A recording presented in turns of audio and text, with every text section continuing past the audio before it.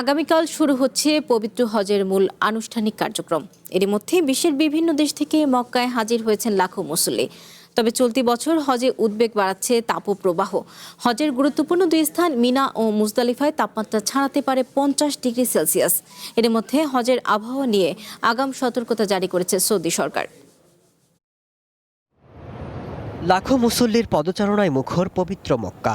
সোমবার থেকে মহান আল্লাহর ডাকে তারা শুরু করবেন হজের আনুষ্ঠানিকতা। তবে প্রতি বছরের মতো এবারও অনুকূলে নেই আবহাওয়া পরিস্থিতি। অসহনীয় গরমের মধ্যেই ছুটতে হবে এক প্রান্ত থেকে অন্য প্রান্তে। আজ রাত থেকেই মুসল্লিরা ছুটবেন মক্কার অদূরে মিনা প্রান্তরে। সোমবার দিনভর তাঁবুতে অবস্থান করবেন তারা। এর মধ্যে সেখানকার তাপমাত্রা ছাড়িয়ে গেছে 48 ডিগ্রি সেলসিয়াস, যা 50 ডিগ্রি সেলসিয়াস পর্যন্ত বৃদ্ধি পেতে পারে। সৌদি আরবের বেশ কয়েকটি অঞ্চলে তীব্র গরম আর ধূলিঝড়ের পূর্বাভাস দিয়ে আগাম সতর্কবার্তা জারি করেছে দেশটির আবহাওয়া বিভাগ। পূর্বাভাস বলছে মক্কার তাপমাত্রা 47 ডিগ্রি সেলসিয়াস এবং মদিনায় 44 ডিগ্রি পর্যন্ত উঠতে পারে। তাপমাত্রা বাড়তে থাকায় এবারের হজ মৌসুমকে সামনে রেখে হাজিদের জন্য হিট প্রোটেকশন এবং স্বাস্থ্যসেবা ব্যবস্থা আরও জোরদার নির্মাণে নাম্বার 1 শাহ সিমেন্ট করেছে সৌদি কর্তৃপক্ষ।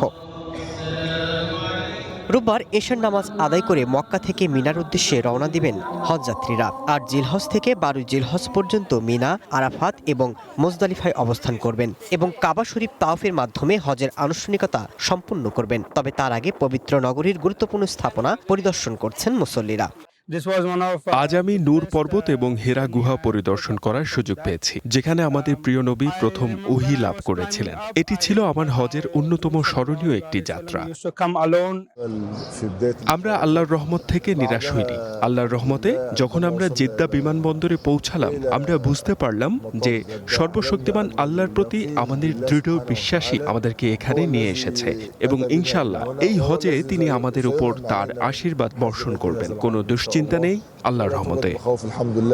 এদিকে পবিত্র হজ আয়োজনে কড়া নিরাপত্তায় প্রস্তুত সৌদি সরকার। হজযাত্রীদের সার্বিক নিরাপত্তায় নেওয়া হয়েছে নানা পদক্ষেপ। চলতি বছর হজে 20 থেকে 30 লাখ মুসল্লির সমাগমের আশা করছে সৌদি সরকার।